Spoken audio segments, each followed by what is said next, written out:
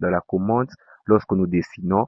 Et voilà, c'est aussi pour que lorsque nous imprimerons les dessins finis, tous les plans du dessin finis, c'est pour l'imprimer selon les unités que l'on a transmis au début. Donc voilà, pour mettre les unités, nous allons ici avec notre curseur à gauche, au-dessus à gauche, au fond vraiment, là où il y a le logo même de AutoCAD, clic gauche,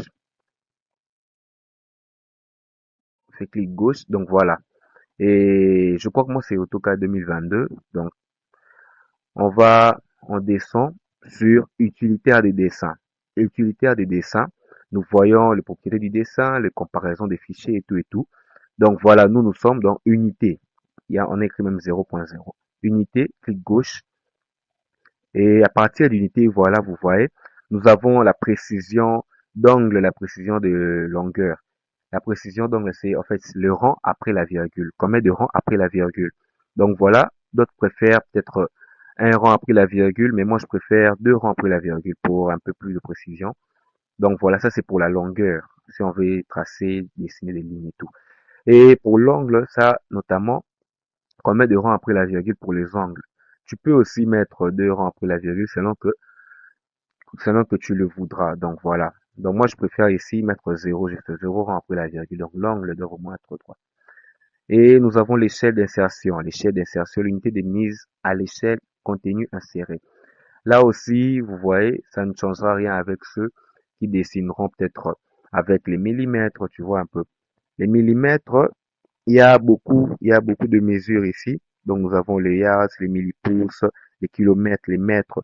Moi, généralement, j'utilise en fait le centimètre, les centimètres. Du coup, avec les centimètres, je sais que pour que je fasse un mètre, je dois, au lieu de mettre 1 dans la commande, je vais juste écrire 100. Donc voilà, vous allez le voir donc pas très bientôt. Donc voilà. Nous avons fini de paramétrer en quelque sorte le dessin et tout ce qu'on va faire. Donc, comment faire pour dessiner les lignes? Comment dessiner un plan? On commence d'abord par les lignes. Mais avant de commencer par les lignes, il faut tout d'abord aller dans propriété du calque. Donc voilà, propriété du calque ici. Clic gauche dans propriété du calque. Là, c'est pour créer le calque. Vous voyez un peu. On clique gauche et puis on vient ici, nouveau calque. C'est écrit même là. Nouveau calque, clic gauche. Voilà, calque 1, vous pouvez insérer un nom. Par exemple, je peux écrire mur. J'écris mur. Donc voilà, je choisis la couleur. Donc tout ce qui sera en rouge est considéré comme mur. Tout ce qui sera en rouge dans les dessins est considéré comme mur. C'est ça.